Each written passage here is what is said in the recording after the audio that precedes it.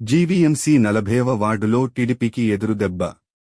వైఎస్ఆర్సీపీతోనే రాష్ట్ర అభివృద్ధి సాధ్యమని గ్రహించి 40వ వార్డు టీడీపీ నాయకులు గణేష్ మిశ్రా, కమల్ నాయుడు, 40వ వార్డు కార్పొరేటర్ గుండపు నాగేశ్వరరావు ఆధ్వర్యంలో ఈరోజు గురువారం శ్రీహరిపురం నక్కవానిపాలెం పార్టీ ఆఫీసులో వైఎస్ఆర్ కాంగ్రెస్ పార్టీ పశ్చిమ నియోజకవర్గం ఎమ్మెల్యే అభ్యర్థి ఆడారి ఆనంద్ కుమార్ పార్టీ కండువా వేసి పార్టీలోకి ఆహ్వానించారు.